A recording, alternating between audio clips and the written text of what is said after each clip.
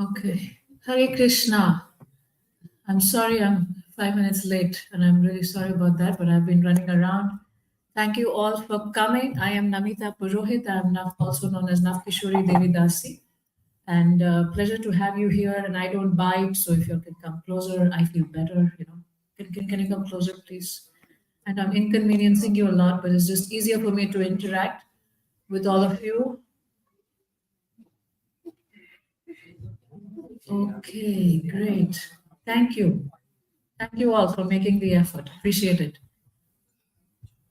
I'm a product of this temple, the preaching of this temple, and I learned a lot.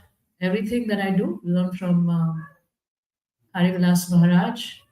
I was in Seattle from 2005 to 2016 and had the fortune of serving here with all the devotees and Namarat Prabhu and everyone, Raswati Mataji, Damodar Prasad Prabhu, everyone here. And after that, I've been kind of moving around India, and then I was back in Seattle for a year, and then I was traveling everywhere, and then back in India for 3 years. And I thought I'd keep coming back every 6 months, but I got busy. So now I'm back and happy to be here in the Vedic Cultural Center where I grew up. And thanks to all of you, I get a chance to serve all of you here and also speak for my purification. I used to be an engineer like most of you here, and now I'm a professional life coach. And I serve people in building themselves up using tools from the Eastern wisdom and Western psychology, and then gradually bring them to connecting with God. So that's what I do professionally. And yesterday we did a talk on take charge of your emotions, right? I think some of you were there. I see one person here who was there from yesterday. I guess the talk wasn't a big hit. I didn't see a lot of people. No, come. Yeah, and today we're going to talk about the spiritual keys to happy relationships. That's what we're going to talk about. And before we start, we'll offer prayers to Srila Prabhupada and the Panchatattva.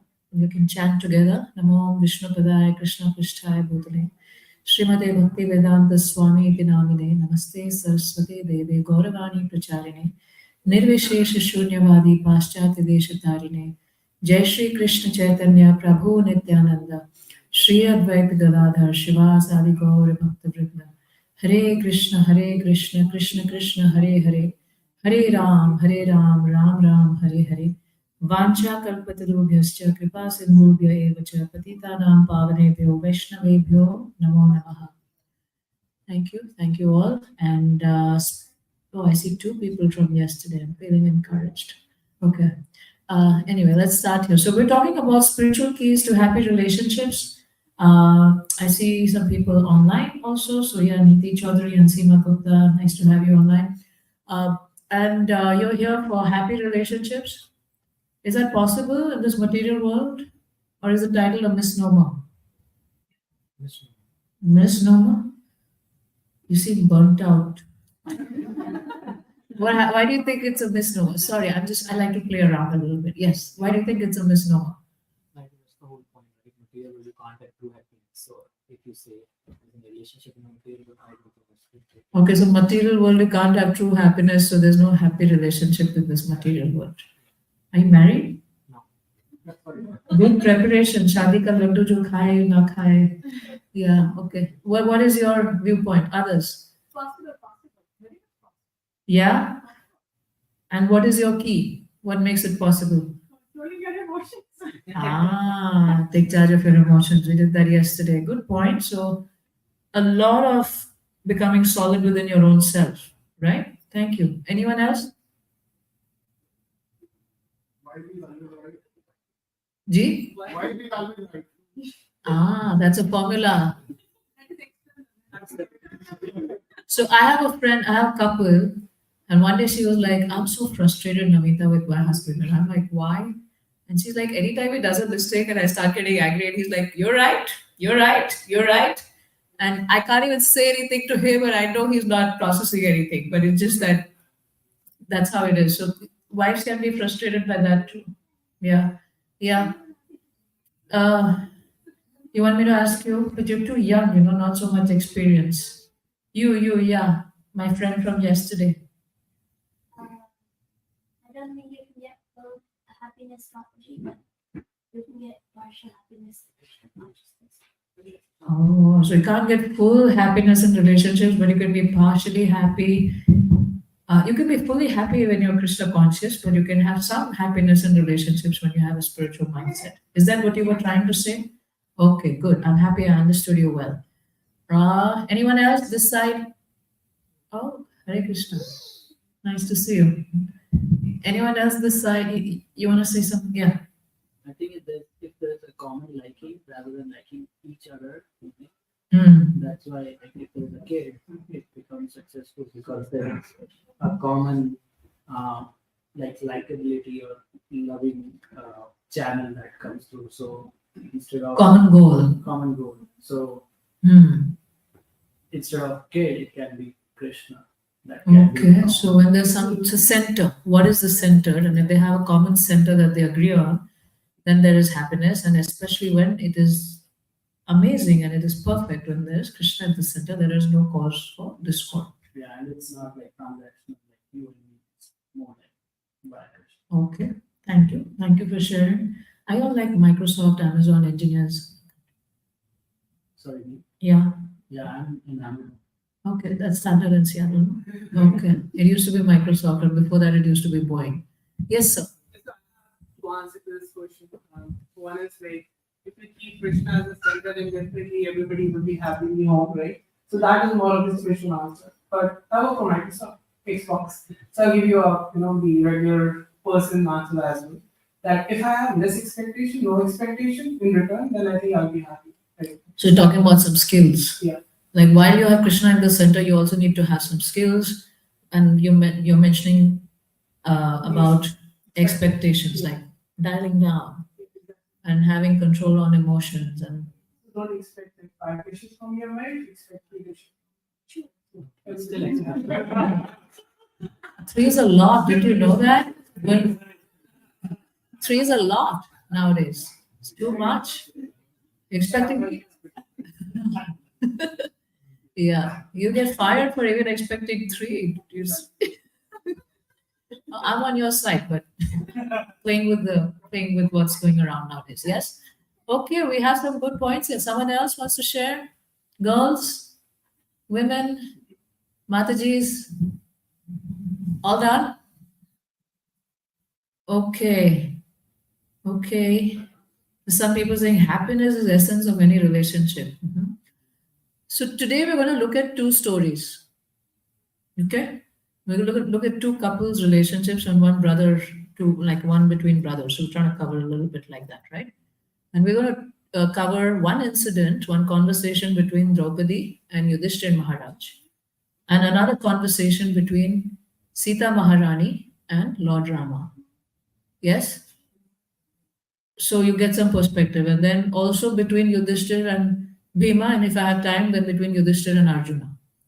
Okay? So we've covered. And if you tell me something about parents and all, go between the elder and younger relationships. It's kind of similar. Yeah? What do you have on slide? Oh, okay. Let me start slides for my live streaming also, if they can see something.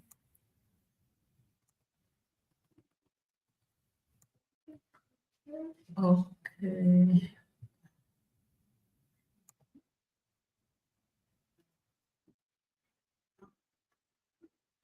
Please give me a moment. I have to figure this out.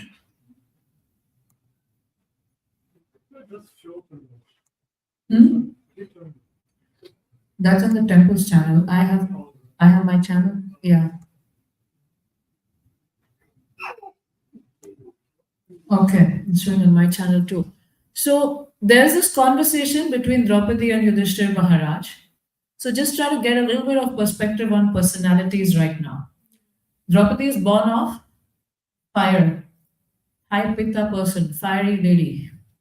Yes, she has a certain nature. She has a certain nature, certain way of being, certain way of speaking. Yes.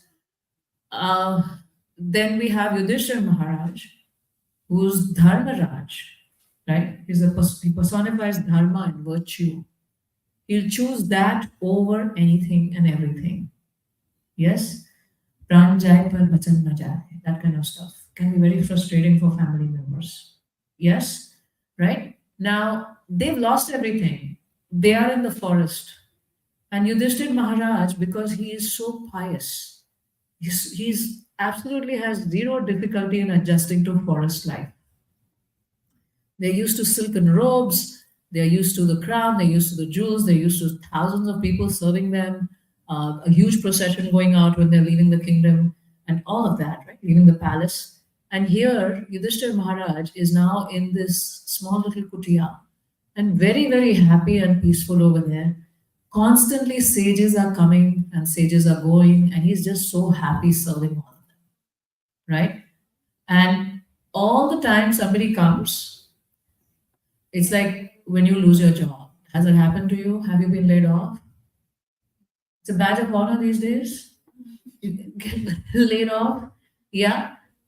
So when you get laid off, and the time between you get laid off and you're getting a job, everyone's like, bichara, looking at your face, so sad. They feel sad for you. They'll empathize with you. Don't worry, everything will be fine. And you're like, I don't want your sympathy. I can manage myself. Why? How come you know? And how come everyone knows? And how come the whole Indian community knows I don't have a job? This is hard. God, they know why I got laid off. I guess that's the internal dialogue that happens inside. Mhm. Now imagine you get laid off, and then everyone's like, very sad, very sad. And that's what was happening to the Pandavas in the forest. All the sages were coming. All the sages were coming, and they were serving them so nicely, prasad and shelter and whatever they needed to do. But everyone would look at them with great pity. They were killing something. What has happened? Have you been on the receiving side of that? How does that feel? Does it boil you inside? Does it make you angry? I know you see that as care, but you're like, I'm not an object of pity. I am a capable person. I can't. I'm going to show. Does that happen? No? What's your internal dialogue? I'm trying to guess here, so you need to tell me.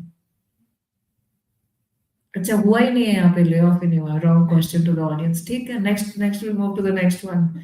Okay, there's no setback. You feel sad. Huh? You'll feel a little sad about your situation. Okay. Yeah. Little sad. Yeah, Okay. it's not little. It's sad. I mean, you feel sad. Yeah, because you won't be angry. You'll feel sad. Yeah. You'll Some start people will be feeling. angry, some people will be sad. Okay. Thank you for helping me and speaking on behalf of the audience. I appreciate that. Yes. Open the actual incident, trying to answer it, explain it to others. That's more frustrating Okay. than the layoff itself. Okay, layoff happened. I took a bullet, but now every time I have to explain how did that bullet come to me, and I have to relive all of that is tough. Okay. Yeah. So say our kids, when they're trying to make to the AP classes or IB, you're supposed to qualify or Quest program or special. I don't know what all happens over here. I hear a lot of terms when I move around, and they don't make it for that exam. It's tough, right? Everyone knows you didn't make it. Everyone knows your SAT score. Everyone knows your IITG score. It's like public information, right? Now, this is what the Pandavas were facing for 6 years of being in exile. Draupadi got frustrated one day. Absolutely frustrated. She kept her patience for 6 years and she got frustrated. So, a fiery personality kept her patience for 6 years and she got frustrated. Before that, I think Markandeya Rishi had come to see them, and he was the only one who did not look at Yudhishthir like he's a bichara, like he's a object of pity. And Yudhishthir Maharaj was like, everyone looks at me like this, Maharishi, how come you're not looking at me like this? And he says, you're following dharma, and dharma is going to protect you and bring everything that you deserve back to you because you're following dharma. And therefore, when I look at you, I'm very pleased. The next moment, Draupadi is angry. Imagine, your spouse is going to get angry when you get laid off and you do nothing for 6 years. Will that work? Dharma. Will that work? I'm following dharma. I was wrongly fired. and everything will come to be on its own. How's your spouse going to feel? Will she wait or will he wait for 6 years? We're being gender neutral. Yeah. Will he or she wait for 6 years? Go work somewhere else. Go get a job. Yeah. They lose patience, right? Why? Why do they lose patience from those who attended yesterday? Because their dash is not being met. Their needs are not being met. Their needs for stability, security, safety, growth, predictability in their lives, all that is not being met. Yes? So Draupadi gets upset, but her upset is a little different. Yes, of course, she is upset because she was disrobed because of all these decisions that were made, and now they're living this life. And then she goes to Yudhishthira Maharaj that, and she's also upset because she's seeing her husbands, how they're living, right? She's seeing that they're living in tatters, they're doing all their work on their own, they're collecting wood, they're chopping wood, they're collecting it, they're, building the fire, she's cooking, they're doing everything on their own, and, they don't have the means to serve the visiting mendicants, the sannyasis, the way they used to with, so much opulence and so much charity. And they used to wear silk, and, she's just looking at her husbands and also feeling like, they've lost their glory. And so she's grieving at various levels. In one level, and she speaks very elaborately, and you can read that section in the Mahabharata, where she speaks very elaborately about, you were surrounded by so much, and I feel so sad when I see you all in this situation. And then you need to do something about it. Why don't you go to war? Right? This is all wrong that has happened, and you need to go to war. Right? And then what does Yudhishthira say? Maha irritation for the wife. What does Yudhishthira say? He says, we should forgive. Forgiveness is a virtue. And he gives, and today's talk is not about that conversation. We're trying to draw points from relationships, but there are many lessons in that discussion that they have, and you can hear it and watch it, read it. It's not there in B.R. Chopra, Mahabharata, or anything. You have to read the scriptures to know these things, right? And he talks long about, how forgiveness is a virtue and we need to forgive. And then Draupadi is like, you follow virtue and your virtues are so important to you, even more than your wife and your brothers and all the people in the kingdom who are dependent upon you. Somehow you're married to virtue. You're not, you don't care about anything else. But Yudhishthira very calmly responds to her that I understand dharma. I understand how dharma works. I have given my word that I will follow this thing. And therefore I need to follow my dharma here. And I need to follow this vow, whatever I have taken and whatever I have promised. I cannot break my promise like that. Just by following this, everything will come. And plus, we need to be patient. Can you get me some water, please? Garima? Thanks. Yeah. So that's what Yudhishthira says. And then Draupadi says, what is this? Even Lakshmi Devi does not come to anybody who does not perform their karma. So I have a talk, if you want to say, on YouTube about, attracting wealth in your life and what is the true way to please Lakshmi Devi. You can watch it, right? And many details over there. But she says that, the wealth is not going to come without karma, without action. And that is what I have seen. There used to be one Brahmana used to come and be with my father, and he was teaching all these things, and I have heard it. And he's like, you're talking all adharmic things and atheistic things. And she said, no, I understand dharma, I understand fortune, I understand the mercy of the Lord, but we have to do our purushartha also, right? So she's talking about purushartha, and Yudhishthira seemingly is talking about only daiva. So there is daiva and purushartha in our lives, right? Daiva is the divine arrangements that happen, the divine mercy, the karmic results that you're getting, the divine forces that are supporting you in this life, right? And the Lord's mercy. Purushartha is your own endeavor. So Draupadi seems to be talking more about the Purushartha aspect. Yudhishthira is talking about, thank you, bro. Sorry, I didn't carry it today. Yeah. So that's how the conversation is going. And I'm saying it very calmly here, but it was pretty heavy. Imagine a wife waiting for 6 years. There's no income in the house. Yeah, and the husband is like virtue, dharma. Dharma will. Okay, no, no, no, glasses, bro. Thank you. Thank you.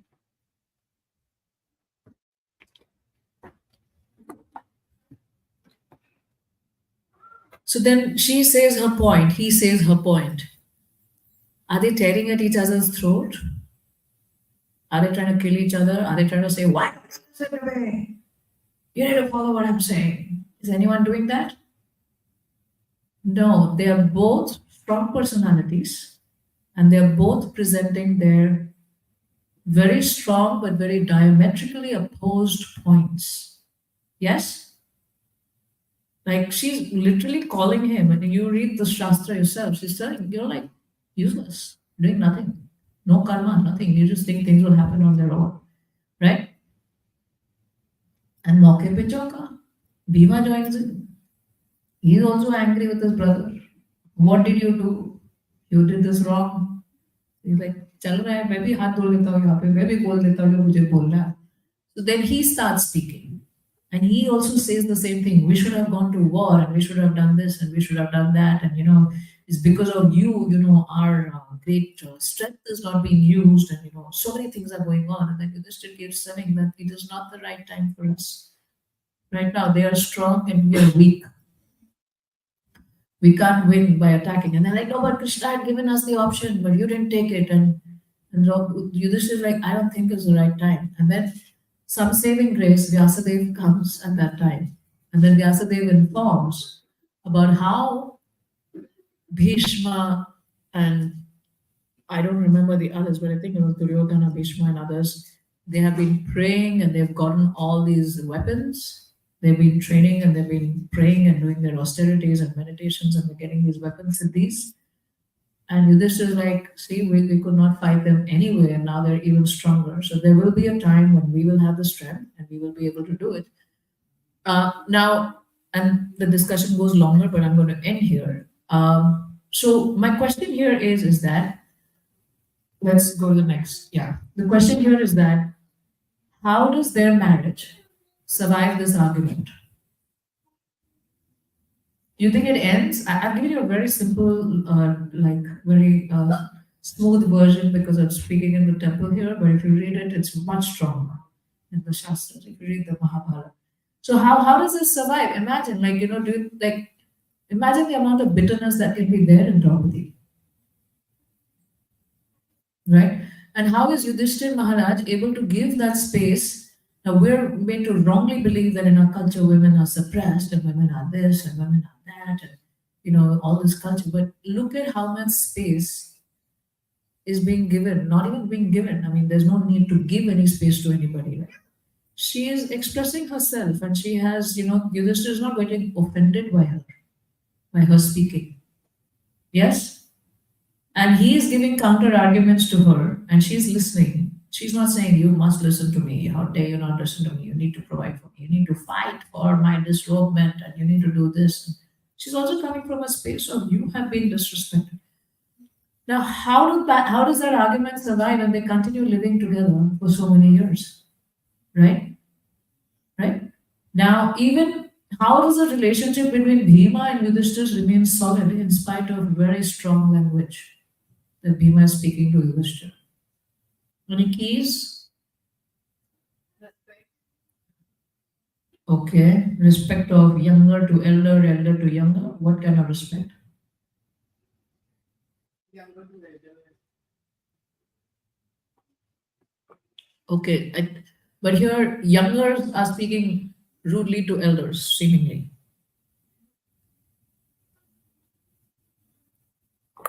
So Yudhishthira is giving that space and he's allowing them to be, right? So I think you mean mutual respect, right? Now, even there is another, okay, let's go on a little bit more with this. Any insights on how come this is still surviving and being solid? How come they're not tearing at each other's throats and you must listen to me and come on, shh. And the other one, how dare you speak to me like that? Not even once he says that. Still engaging in the boundaries.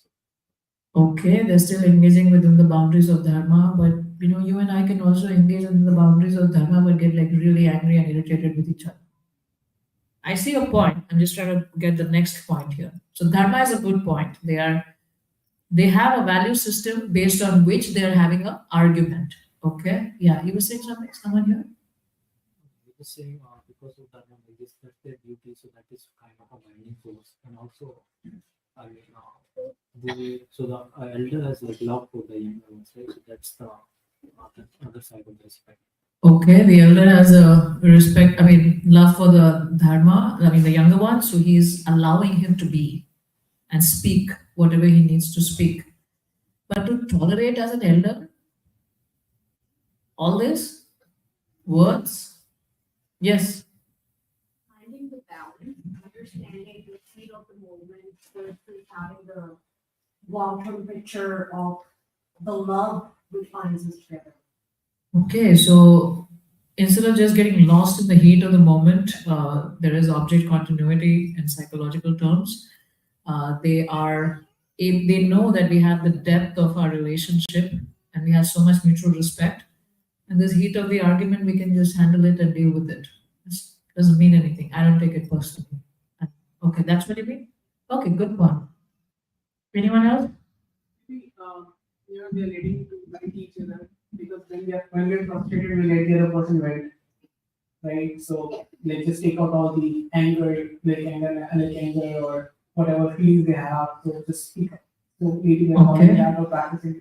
Good. So these are very good points. Now, what type of person you need to be to allow the other person to be able to vent and speak and do whatever they want? What type of person do you need to be? If it applies to me, I'll be doing breathing exercise.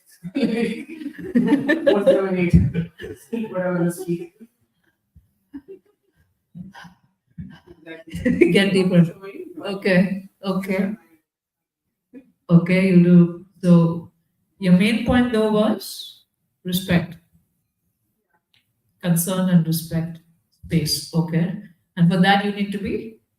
Did someone here say something that I missed? Say, like actively listening and understanding, being supportive of what they're doing. Okay. Actively listening and being supportive of what they're saying. But at the same time, Understanding them and giving acknowledgement to what they believe. Like it's more like an exchange of thoughts rather than an argument. okay, but they were heated up. Yeah. So, but they're still considering it as an exchange of thoughts and not an argument. Not taking it personally. Not taking it personally. Okay. So, just a few points here. What type of a person? Yes, breathing exercise is one. Having these ways of thinking. Let's get some keys here, right? Let's get some keys here in front of the audience. We're all here co-creating. So get some keys here on what type of a person do you need to be. Let's define that. What type of a person do you need to be? See, and is Yudhishthira's opinion changing by listening to Draupadi? Is he swaying? Is like, ठीक है यार, इतना बोल रही है, I'll just do this. Is that happening? Is Draupadi is like, okay, Yudhishthira is like really giving me a lot of arguments. He sounds flustered and not a good time. Let it go. I'll just do whatever he wants me. Is that happening? Huh? They're both holding their ground. That takes some to be solid in your own self. Correct? How many of us give in? I'm not saying don't give in. Give in when it's needed, when it's not needed, and you have to make those decisions in the spur of the moment. But how many of us just like listen and let's do what they want, and then later on we're not very happy inside with giving in, and then we get passive on this. Does that happen? So one of the qualities here is that both are solid in themselves. They're very strongly self-partnered. That's a word I use a lot, and we explain what that means. It's not some fancy psychological term. We'll also talk about what Srila Prabhupada has to say about this and what it means within the framework of Krishna consciousness. They're very solid in themselves, they're dharmic, and they're very strongly self-partnered. And they know how to. Usually what happens in arguments is like, why are you not listening to me? Oh my God, You're just, you're just negating everything I say. Does it happen? Do we get emotional when the other person doesn't agree with us? Doesn't happen? It happens, right? Why does that happen? Non-control emotions. Okay, but yesterday we talked about needs, right? You can watch the recording. So, what need of ours, like we want to be satisfied, that the other person must listen to me, must agree to me. If they don't agree with me, then I have no significance, no, yeah, no control power, no value, right? Do either of them have that need? They don't. Neither Yudhishthira Maharaj, neither Draupadi have that need. That they're able to have that argument and disagree with each other and still be together because they're both, when I say solidly self-partnered, self-loving, they are able to take care of themselves. They are able to give them that acknowledgement, give themselves the acknowledgement, give themselves the value, the worth. They're able to give that to themselves. They don't lose it when the other person doesn't give it to them. Happens with us in meetings too. We're presenting something, entire team is disagreeing with us. Some of us who have a need for approval can feel totally dejected. Oh no, मेरी team मेरे against ही सोचती है. Let me, some people just want to get, like they just keep agreeing to get along because they want to be valued outside, right? But here they know how to give themselves that value, and it's okay if somebody disagrees with me. I am solid in myself. Now, does that mean? But they are partnered with dharma also. It's not like, oh, I'm just going to listen to myself. No, they're very dharmic. Both of them are very dharmic individuals. They understand the scriptures, they follow the gurus. But there can be differences even between devotees who are following Krishna. Draupadi, Yudhishthira, Bhima, Arjuna. Let's see one argument between Arjuna. I don't have a slide for that, but I'll just explain that and then we'll move to the next slide. So during the war, Karna was like Karna came on the battlefield and then he was wreaking havoc. Yes, and they had a strategy by which they got Arjuna busy on the other side of the war. And Karna, because they knew Arjuna could stand up to Karna, so they didn't want that to happen. And Arjuna and Karna started cornering Yudhishthira Maharaj badly, very badly. And Yudhishthira Maharaj got very badly hit by various arrows. His horses got hit by arrows. And they had to leave the battlefield and go back to the camp so that Yudhishthira Maharaj could recover. And Yudhishthira Maharaj was fuming with anger. This is dharma personified, almost, yes, fuming with anger. So upset. And somehow Arjuna gets wind that Yudhishthira Maharaj has been very badly injured. And he's not able to concentrate on the battlefield because his brother is so badly injured and so much love and affection. And then he's like, let me go, I want to see Yudhishthira. He tells Krishna. Somehow they navigate and they reach the camp. What mood is Arjuna in? Love and compassion, concern, care, right? What mood is Yudhishthira Maharaj in? Anger towards Arjuna. This was Arjuna's role, to fight Karna, and how dare he not be here, and how could he leave me alone, and this is such an embarrassment for me, and he's not as skilled, and he's in that mood. And now he enters the camp. The moods are very different. Yes? What's going to happen? Both are going to get frustrated. Listen to the story. This is happening with the Pandavas. They go over there and what has happened to you? I'm so sorry to see you in this state and everything. And I immediately left everything and me and Krishna, we came here for you. And this is like, what? You left everything? Where were you when Karna came? And how could he even touch me when you were present on the battlefield? And there's no point in having a brother like you. Your Dhanurvidya is a total waste. You're a useless archer. Who says you're the best archer in the world? And you should just drop the Gandiva and live like a mendicant. How is Arjuna feeling? Terrible. मैं तो इतने प्यार से आया and like ये क्या मेरे को मिल रहा है ऐसा. That happens to us. We go with so much love and affection to somebody and that other person just screaming. Where is their maturity of understanding each other and giving space to each other? They're the same people you just did in that argument and now over here. Yes, same person. The situation is different. War and all, it agitates mode of passion. You know what Arjuna does? Arjuna gets a sword out. I'm gonna kill you this time. Krishna's like, what are you doing? What is going on here? You are Arjun. This is your brother, elder brother. We are fighting against the Kauravas, not with each other. What are you doing? He's like, no, I have taken a vow. If anyone tells me to drop the Gandiva, I will cut that person's head. Krishna like, what? And he's like, why do you all take so many vows? So many things happen because you all have taken so many messed up vows. And then Krishna says one very important point there. He's like, haven't you served the Vrid in your life that you are behaving like that? Again, that's a side point, not the main point of the talk, but it was very interesting. Krishna said that, and I felt there was so much wisdom packed in that. And we'll just take a little detour and talk about that and then come back to our main point. What is Krishna saying? I'm shocked by your behavior. What are you doing? You're taking out a sword on your elder just because he told you to drop the Gandiva. What kind of vows do you all take? Useless vows, no point in these vows. And haven't you served the elders in your life? He didn't say elders, he said Vriddha. Haven't you served the Vriddha in your life? Right? Because of which you don't have self-control. What's the point Krishna is making? When you serve the Vriddha, now what is Vriddha? Yeah, so Vriddha is elder by age and elder by wisdom. Even the very wise people are considered as, the word is used, Vriddha.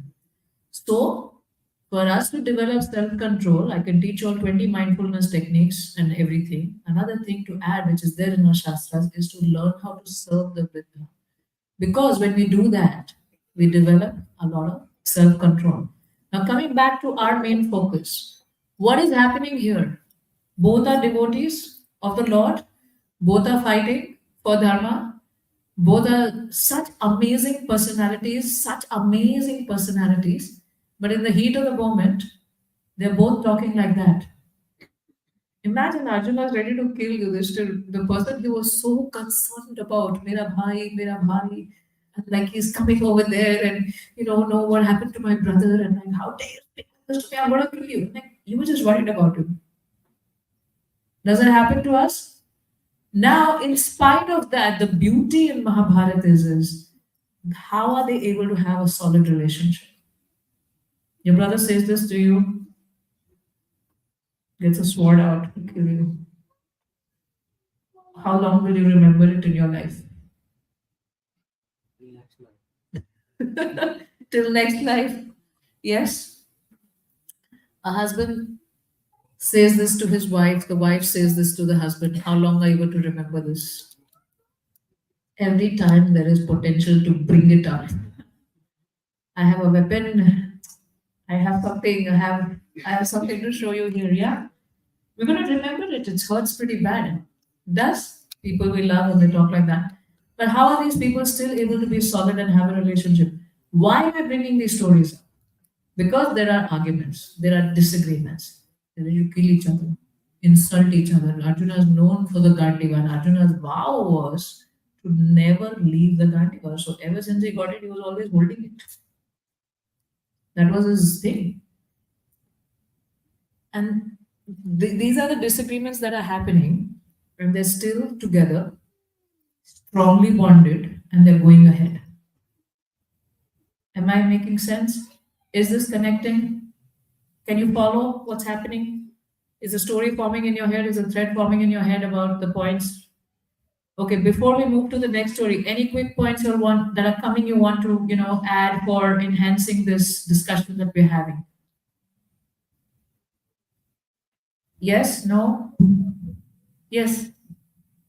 No? Come on, you all are having some realizations. You're sitting in front of Nina Mother, giving us a lot of inspiration inside. Yeah, go ahead, please. So relationship matters is not like they say that like love at first sight and leaving it out at first sight kind of thing. So I think we can see here the relationship building where we just start talking to Draupadi, they're listening to each other, having arguments, but there's a relationship, right? Again, Arjuna and Yudhishthira having argument, but relationship is this. So relationship is a key. But arguments happens, we should take it, we should listen, and we should vent whenever we need to. But at the end, we should we need to understand there's a relationship is not like key. Fighting is the unit of our relationship. Okay, Relationship so is the key here. so the relationship is the key, and even if all these arguments and disagreements and everything is happening, we're committed to each other, right? And we're able to be committed to each other because we are not emotionally dependent. We're emotionally independent, right? So you have one emotionally independent and solid person, another emotionally independent and solid person who are choosing to be interdependent. Yeah? Emotionally independent, choosing to be interdependent. Right? This is not codependency. Oh my God, you disagree with me. That's, oh my God, I have no value if you disagree with me, if you're not here with me, if there's nothing happened. Oh, I have no value. Oh my God, I have to have this person agree with me and I'll do whatever they say. And you kind of keep disconnecting and divorcing from your own self every time, just so that you can please the other person, right? That's codependency because you're not solid in yourself. So here you're seeing very solid, emotionally independent people, but they're choosing to be interdependent, they're choosing to serve each other, and choosing to stay committed to each other. Is that key number one? Okay, let's look at the next story. We have patience for another story. Yeah? So in the Ramayana, there is this conversation between Goddess Sita and Lord Ram, Ramchandraji. Yes? Now, what is this conversation? They are in Vanavas and they are about to go to the Dandakaranya forests because Rishi Shringi, I think, has asked them to go there. Name? I forget the name of the Rishi. I'm not so good with these things. So they're going to, the Dandakaranya forests, right? Now, what is Lord? I mean, when you remember, whatever Ramayana we have seen and the description of the Lord in the Ramayana, when he's in the forest, what is his outfit? What is he wearing? Valkal Vastra. He's wearing clothes made of a tree bark, right? That's what he's wearing. So he's living in what order of life? From the kingly order, he's come down to the renounced order of life. Correct? Right? So Sita asks him a question. What is this? It's not making any sense to me. All this sab doglapan hai. Who somebody says that online? Yeah. So he's caught in his doglapan right now. So she's like, oh, what is this? No, I can't understand this. You've taken shelter of the vana life, the forest life, the renounced life, and why are you carrying a bow and arrow? When you're living the life of a mendicant, a life surrendered to the Lord in the forest, why are you carrying a bow and arrow? This is about gun control. I had heard Haridas Maharaj share this in a class like 8-9 years ago. And he explained it so nicely, and I'm sharing this with you. Right? So she says, if you don't carry a bow and arrow, no, Ram says, I'm carrying this because the Rakshasas are here. Point. Her point is, if you carry a bow and arrow, the Rakshasas will become scared. They'll think that we're here to harm them and they'll unnecessarily attack us. So if you don't carry a bow and arrow, they won't feel threatened and they won't attack us. Arguments left, right, for and against gun control. And that time Harilas Maharaj asked us the question in the class, what should Lord Ram do?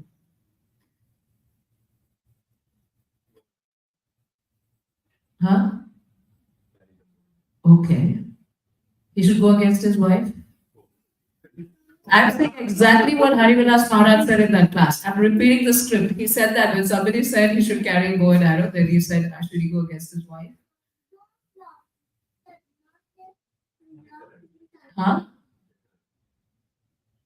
It should be like a deterrent. The bow and arrow is like a deterrent. So he can go against his wife, but have it as a deterrent. Okay, other arguments for and against, please? Yes. Keeping the logical ways being, Rakshasa, their basic nature is attacking, whether you carry it or not carry it. If they see you, they will attack. So, with logical reasoning, you can convince your parents. Okay. Anything will crack. Okay. So it should be like a deterrent, and the Rakshasas by nature are fearful, fear. They're fierce, and they have that nature to kill unnecessarily. So it is important to protect yourself. You need to have it. So logical reasoning. You can just camouflage it, right? Just hide it. Camouflage, okay. Creative engineering. So camouflage. Prabhu, I'm feeling like you'll get tired walking around. Maybe they can speak louder. Yeah? Maybe other option is you carry it when you go alone, when Rama goes alone, and don't carry it when he's with Sita. Then Sita there means more danger, right? Who will protect when someone will attack her? Yeah, I'm just thinking. Okay, thinking aloud. Okay. So what arguments Sita Maharani gives are true for a regular person. Yes? But who is Lord Ram? What Varna is he born in? Born as a Kshatriya? Yes? And what is the Kshatriya's dharma? To protect. Fight is the strategy to protect them. Okay. So this duty is to protect dharma and protect those dependent on him. And the rishis have like requested him for his protection. That please protect us from the attacks of the Rakshasa. We need your protection. And Sita like, disturb nahi karenge, aap uthayenge nahi to. Nahi hoga aise. The women by nature are, it's described in the Bhagavatam also, a warm swabha, compassionate by nature, right? They want to keep everyone together and they have that intelligence which is helpful in nurturing the family. Yes? But we all need to develop, women and men need to develop that logical intellect. It's good for our natural roles, whatever intellect we have, but when we're on the opposite side, we have to develop those masculine and feminine characteristics also. So Lord Ram is a Lord himself. He has enough self-control to know when to use the weapon. For a regular person who can just, as we're seeing shooting happening in America, not a good idea. Right? What Sita ji is saying is correct. But for someone like Lord Ram, and of course, this is a conversation so that we learn, and this is their husband-wife Leela with each other, the Lord of the consort. Right? So then Lord Ram carries the weapon. Now, the words used are very strong. I'm giving you like very toned down versions. The words used by Sita Devi are very strong in this conversation. Also, the words that Sita Devi uses when Lakshman refuses to go because my brothers told me to protect you and I cannot leave you. The words she uses are very strong at that time, very insulting. But it's she's in that state and she's expressing that. Also, the words that Bharat Maharaj uses when he comes back and he sees, this is before all of this has happened, that his father has left the planet, left his body, and Lord Ram has been sent to Vanvas. And Kaika is very happy. I'll make you a king, I'll make you a king. He's like, what nonsense? What kind of a woman are you? You should read the Ramayana. That's what you should read the scriptures. The words he uses against his mother are extremely strong. Now, I'm not saying you should also use strong language and it's all allowed.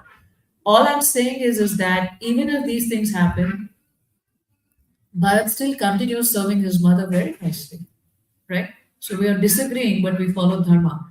So what is the conclusion from here?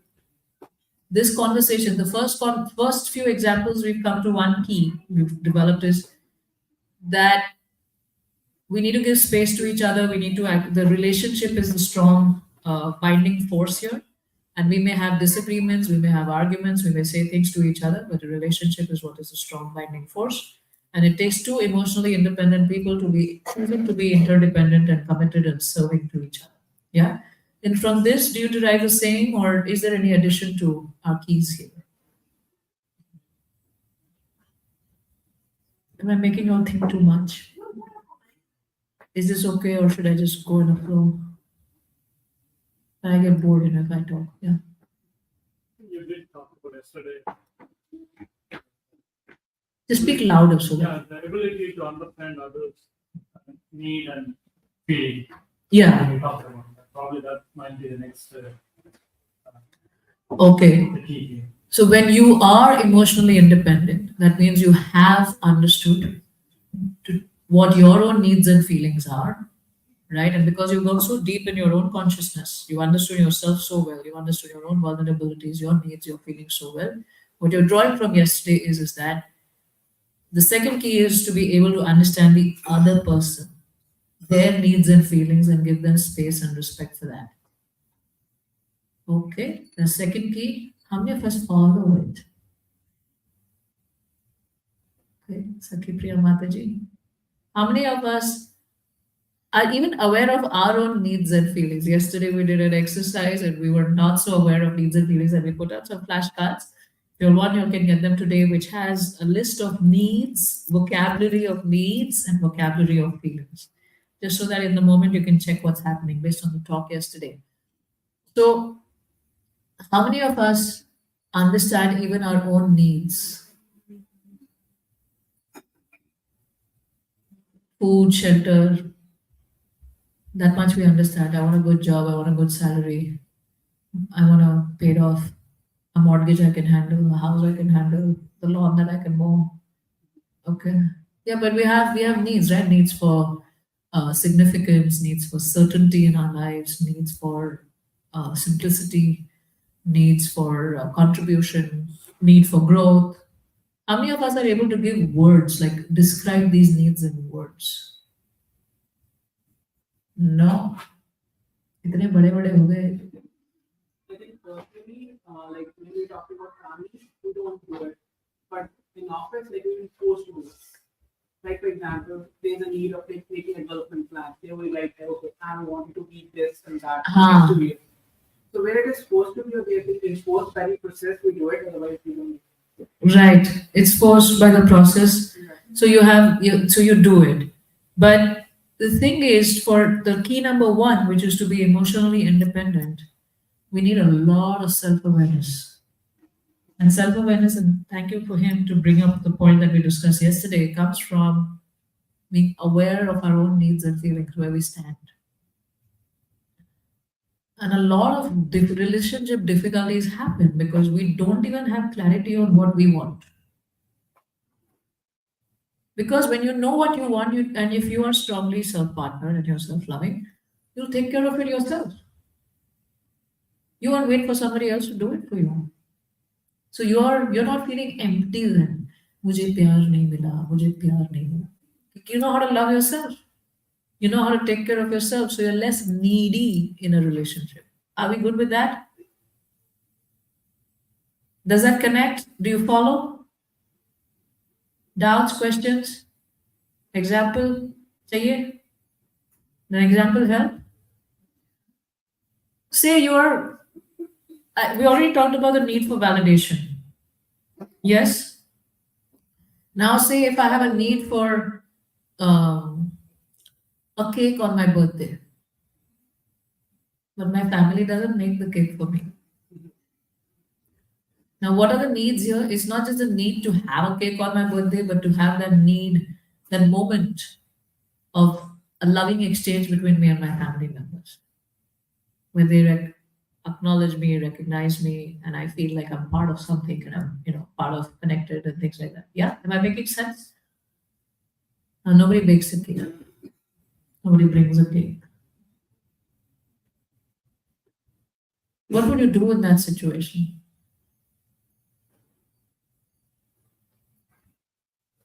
Tell people like, hey, मेरा cake कहाँ है? सब दोगलापन है. मेरा cake कहाँ है? या Okay, you tell them, and then they'll say, "So what if I didn't make a cake for you? I didn't bring a cake for you. So what?" Hurt, more hurt inside. You know what I would do? I would just bake a cake for myself. Maybe they can make something Huh? else. They can make something else, for you. But I want a cake. They know I like a cake. I love a cake. Birthday's coming soon, letting you know. If you have a need, you should share your need with other people, set an expectation. And like I started when we having a Set an expectation. We have a manager talking. Yes, go ahead, sir, please. See, I'm not saying that to you. This happens to all of us. This is how we carry the work language. It affects our psychology, and this is how we start approaching stuff at home. And especially when you're in software, everything is logic, everything is fixable, everything is a bug. That doesn't happen in relationships. Yeah, go ahead. Next. lost my thought. Sorry. No, what I was Set the expectation. we set the expectation, so need Huh. setting expectation. Yeah. When we started our conversation, I started with that you should have no expectation from the others, right? So I'm just trying to connect this. Like, first of all, we have a need, right? Then we have setting expectation. Then I'm also saying that okay, we should not have, if you want to be happy, you should not have more expectation from others. Mm-hmm. So it's like to manage all these three things and He's a good manager. This is a problem. I don't know. How do I manage? how to confuse people. No, you guys do a good job. Okay, so the point is that so emotional independence, right? The second point that we want to do is that awareness of our own needs. And yesterday we talked about this that I am complete and I can take care of myself. That doesn't mean I don't need the love and affection and I don't appreciate and I don't feel like all warm and cozy and fuzzy in the love and affection of my family members. I would love for that to happen. I would love for it to happen. I appreciate it so much. But for some, when it doesn't happen, it's what? End of the world. We talked about disasterization yesterday. Remember those who were here? Like this boy, we were talking to the two, my favorite boys. Hey, you're missing you in the front. We had so much fun yesterday. Come. So yesterday, I think we were talking about, right, like that our reactions, what would your reaction be on a scale of 1 to 100? I'm repeating that when there's a fire in your house. And one Prabhu said 90. My reaction would be 100. Like, not a manager, but like experience. Well, I'm just pulling your leg just so that we can all have fun at your expense, but I don't mean anything, yes? No, that's fine. I think you got it right. Good job. So, like, that's what I tell. Did you say good job? In recognizing me that I'm a man. So, it's not reactive responsive when you think it's surrounding the situation and then, you see what actions you will take. Right. So, it's more of the responsive, not reaction. Yeah, I agree with you. I'm talking about a little bit different, but thank you for sharing, yes? But good job. Yeah, okay. So we're talking about needs and being able to express our needs. It's like, मेरा birthday है, कल cake मिलेगा कि नहीं, बनाएंगे कि नहीं, होगा कि नहीं? Is that how we are? And right, I'm talking about a cake. It could be a sari, it could be a vacation, it could be a loving gesture, it could be a food. I don't know what you want, right? It could be anything. You're like anticipating. Will they understand? Will they know? Will this happen? How many of us do that? We do that? We do that? How many more of us do that? You do that too? No, not at work. With your reports, you're like, ye karna hai, promotion kabhi milega. That's because the job requires that. Yeah. Yeah. Okay. How many of us are unable to express our needs? Okay. Why are we unable to express our needs? We may be rejected. I don't like sound to be too demanding, so I just don't say. But internally, I'm going to be. Yeah, internally I'm thinking, but I won't say it. Like I will expect that they understand like what I mean. Okay, because we are fear for being rejected, you know. We like मैंने express कर दिया और नहीं किया तो बहुत बड़ी फजीती हो जाएगी. We might not be understood. Yeah, we might not be understood, or they may say too demanding. They may say, you know, and after I say it and they don't do it, I'll feel so big, you know, such a bigger rejection. Yeah, a lot of Yeah, because of fear or because of the arguments that might come up. So I grew up in Bombay, right? We say पूछना मेरा काम है, मना करना उसका काम है. Yeah. हम बॉम्बे की भाषा में हम लोड नहीं लेते उसमें मना करना. Right? We're very bindas people. Anyway, going back to the gravity of what we're talking, why are we unable to express our needs? Because one thing is we fear rejection. We don't want to seem clingy. We don't want to seem demanding. Some men also raised their hand. I think Sir Prabhu at the back near the speaker, you raised your hand about why you don't express your needs.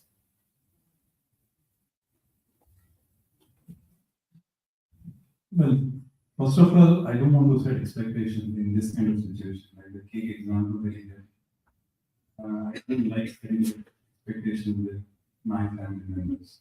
But there are some other incidents where Yeah. I'm in like 50-50 probability, like, okay, should I tell them or not? Right. My first answer is like, oh, just let them come back and I will not say anything. And sometimes it's like, oh, if I don't say it properly, then how will they know what? So we also don't know how to communicate. Yes. Is that communicate effectively or the okay? right way or the right. Okay. So we don't know how to communicate. We fear being rejected. We fear feeling clingy and all that.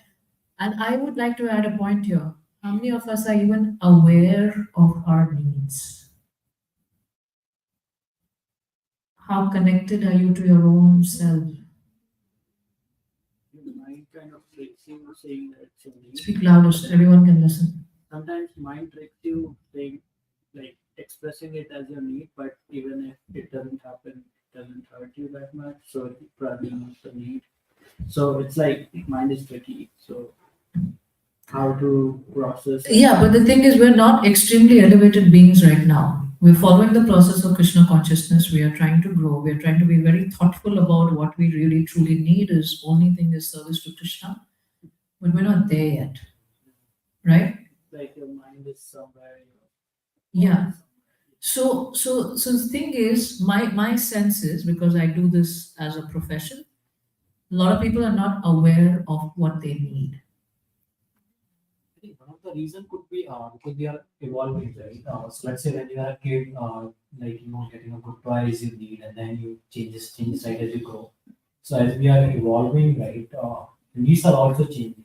So we might not. But you don't have a review process. Yeah. So we don't know. Like today we think, okay, this is our need, extremely needed, and tomorrow we like, oh, that was not really needed, and So there is some self-abnegation going on. There's some self-correction going on. You're like examining it. ना क्या हो रहा है मुझे? I'm following spirituality. इसकी क्या जरूरत है? छोड़ो उसको. All that is happening. The needs are transforming. Yeah, that can be confusing. That can be a confusing state. Like रखूं, छोड़ूं, hold on करूं, नहीं करूं. Yeah, that happens to a lot of us. Yeah, right. But let's go back to our point here. So a lot of good discussion here, and thank you, a very nice audience. Is that to be emotionally independent means you need to be aware of your needs and feelings and to be able to take care of yourself. Accepted? That does not mean that you don't appreciate loving exchanges, that you don't long for loving exchanges from your family and your relationships. But if it doesn't happen, it's not a disaster. It's not like a fire in your house. How do we usually react? We react as if it's like the end of the world. Yeah? My God, there is no meaning in this relationship. They could not even do this for me. See, cake is just a metaphor for all the things in life right now. Yes?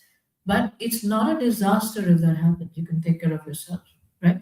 So the second key is emotionally independent, knowing how to take care of your needs and feelings. And let's talk a little bit about some learnings. I already knew. No, I had the slide ready, right? So emotional balance is some of the key points you have said. Emotionally independent is what we discussed. Being very self-assured is also something that we saw in Yudhishthira Maharaj's story. Did we see that or not? Did we see that even in Bhima was very self-assured? Arjuna was very self-assured in different ways, right? And they were assured of the permanent citizenship in that relationship. मेरा visa H1B cut नहीं जाने वाला है यहाँ पे, है ना? जब तक वो I-140 नहीं आएगा. I have permanent citizenship in this family, permanent citizenship in this relationship. And why is that possible? Because both of them have decided to be committed to each other. It's not about mera need mera. They have decided to commit in spite of all the differences, yes? And they're strongly self-partnered. Correct? Yes, no. Now, what does it mean? What is this self-partnered? What is this self-love? And what does Srila Prabhupada say about this? Right? So I found this nice quote by Srila Prabhupada. Is that on the screen? Next slide, please. I found this nice quote by Srila Prabhupada because I talk a lot about self-love on various platforms, and then I have some devotees coming to me and like, what's self-love? You're all in Maya. This is self-love. You love Krishna. You know, what nonsense are you teaching? And I'm like, no, I'm not teaching nonsense. Prabhupada said it. Yes. Now, how does Prabhupada explain it? And if you read from, should we read the whole thing? Can somebody take the mic and read this, please? Do you want to read this for us? Everyone, where's the mic? Yes, probably here in the front. You don't want to read? Okay. Read from similarly after May 8, 1968. Similarly, our human form of life, the aim should be to understand Krishna or Vishnu. That should be the aim of life. Then Vishnu Padam Sada Pashyanti Surya. So here also the same thing, Vishnu Pado Pasarpanam Yadesha Sarva Bhutanam Priya Sar. Yeah, go ahead. Sarva Bhutana means all living entities. Priya, that is real object. Sarva Bhutanam Priya Atmeswara. So he is the proprietor of myself. He is the super self. Just like I love this body. Why? Because I am the spirit self or soul is within this body. Therefore, just like I love this apartment, why? Because I live here. Similarly, I love this body because I am spirit soul. I am living within this body. Therefore, I try to protect it. Real love is to myself. So naturally, if you love yourself, then this self is the part and parcel of the super self. Therefore, you love indirectly the super self, and so and he's your actually intimate friend. Suhat means who is always listening your. The Vedic information says that the Supreme God, a super soul, is sitting with you in the same tree. The individual soul and the super soul is sitting in the heart, and this body is considered as tree, and he's seeing my activities. He's trying to get me back to Godhead. So in whichever form of life I am transmigrating, he's also going with me. Thank you. Thank you so much for reading. So key points for me when I read this, and I'll love to hear what key points came out for you in this space of loving the self. Is that why do we love the self? What is the self-love that I'm talking about? And why is that important? And how is Srila Prabhupada explaining this is, and he says that, and in another letter, in another talk, and if you search for loving the self and what Srila Prabhupada says about that, you'll find many things. But the point here is that I love myself, my body, my needs, my feelings, and everything. I'm connected to Krishna. I love myself. I see myself from Krishna's point of view, how Krishna sees me. And therefore, I am going to honor myself. I'm going to take care of my needs and feelings so that I can serve Krishna very nicely. Yes? Are you all following with me, not with me? against your principles, in line with your principles? Huh? Yeah, you're following. See, and Prabhupada explains this, right? He says, real love is to myself, right? He says, similarly, therefore, okay, he says, because I'm the spirit self, I love this body, like from the body it goes to the apartment. So basically, we want to love, take care of ourselves, honor ourselves. And true honoring and true respecting yourselves is to truly respect your needs and feelings and take care of them within the framework of Krishna consciousness, right? We don't want to become shameless beings. Like, my needs, my feelings, my rules, my this is nonsense, It's not going to help you if you just go away from dharma, right? You take care, you honor your needs and feelings within the realm of dharma. And as an interesting point brought up by this Prabhuji, is also that we're having an evolution, right? We're getting purified by following the process of Krishna consciousness. We're reading the scriptures, we're chanting the holy name, we are serving the devotees, we are honoring prasadam, we are glorifying the deities, we're offering devotional service. As we are doing this, our needs are getting lesser and lesser. That's what you were mentioning, right? Where our needs are getting lesser and lesser.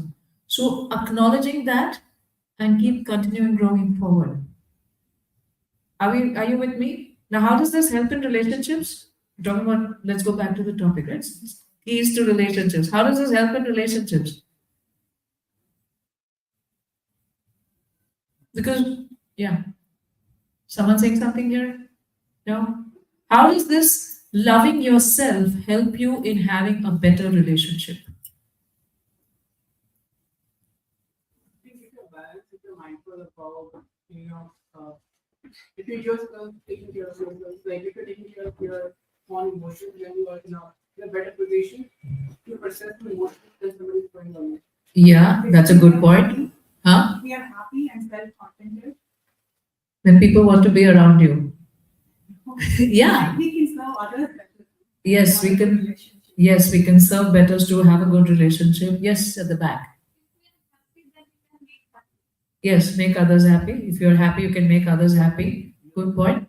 You're aware and your needs are now lesser, so you can communicate that, bringing to the point that you were talking about. Yes, you can communicate, and you're not needy and clingy actually, right? Because when you can take care of your needs, you're not thinking that, oh, my partner should take care of all my needs.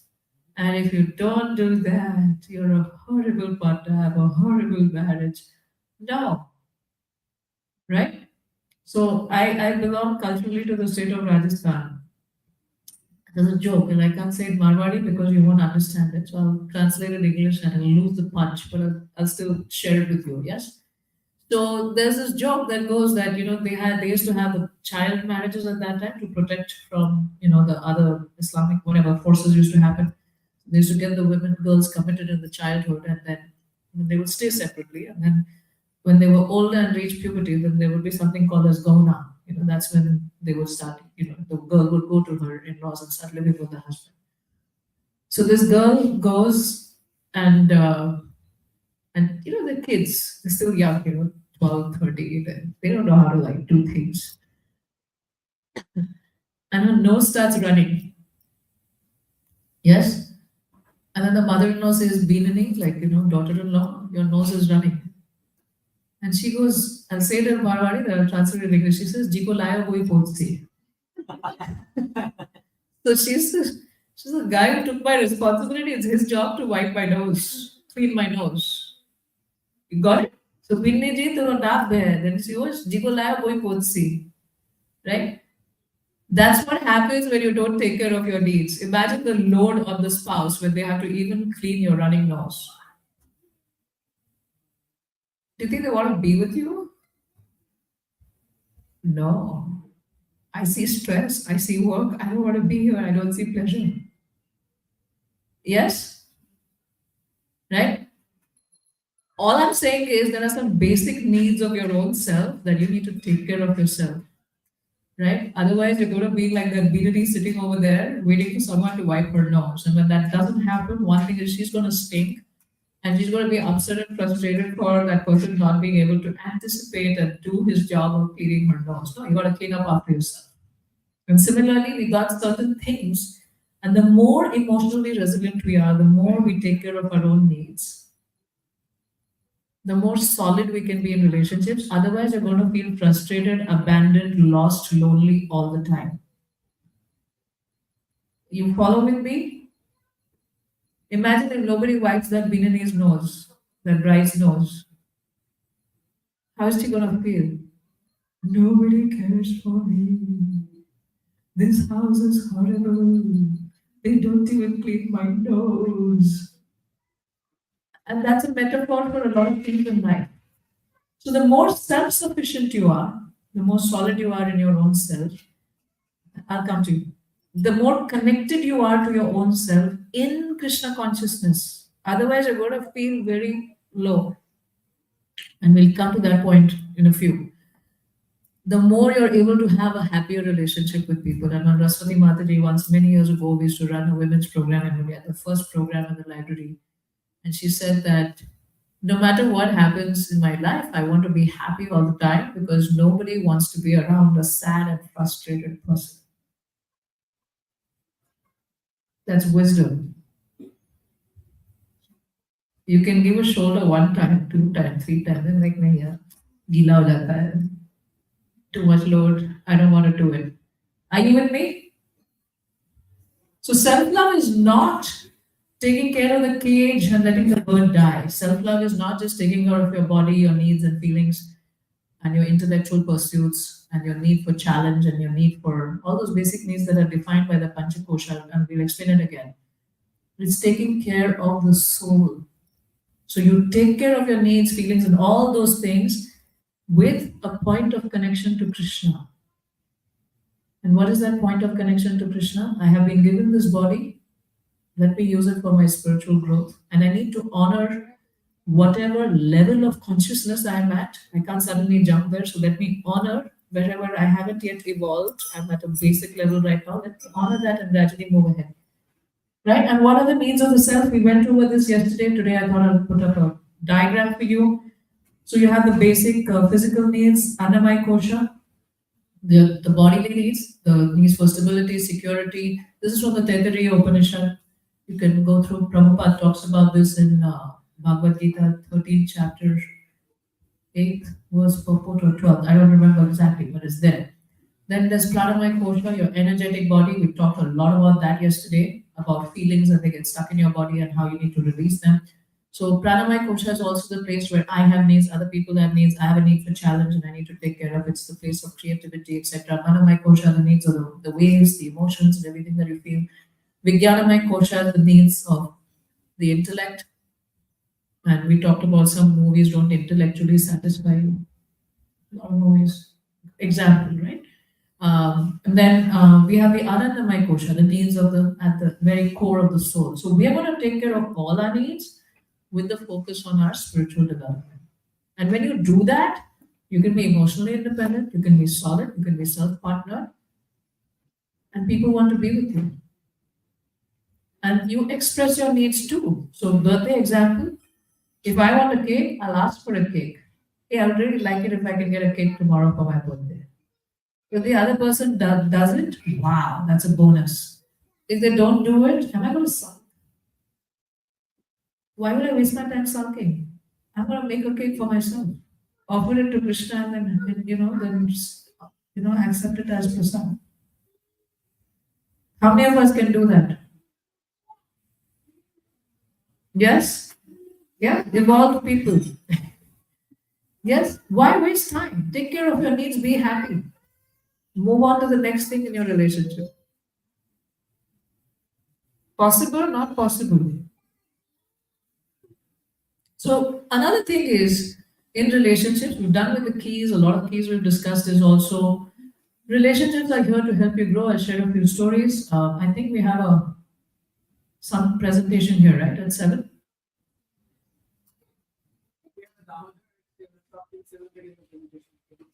So I need to close now. I think that's what I need to do. Okay, I'll quickly finish this one. So there is the Shloka in Padma Purana. This makes for a very big different talk. I have a lot of sessions on YouTube you could watch. But Rinanu Bandhana Rupena Pashu Patni Sutalaya Rinakshaya Kshayati Tatra Parivedana. Every relation that you're in right now is a result of the previous bondage. Once the debt is annihilated, there is no relationship and hence end of suffering in this samsara. So there's a lot of karmic debts to resolve. Nobody is in your life by chance. They have been perfectly sent to you for your purification, to press those triggers and buttons so that you can work on yourself. And plus, there are some results from the past that you need to take, some exchanges from your past lives. And there's a story I shared in earlier places. There was this lady living in the mountains, married to her husband, and they used to not get along. And then she went to her mom's home. And this man felt very sick, and then he went to a healer, Isabel. She healed him, as a service, and she was doing all that. And that man had a lot of gratitude for her. And then his wife came, and the wife thought that Isabel and him were having an affair, but they were not having an affair. And whatever, they died with all those emotions. Next life, those two women were born as sisters. Now somebody is interested. Okay.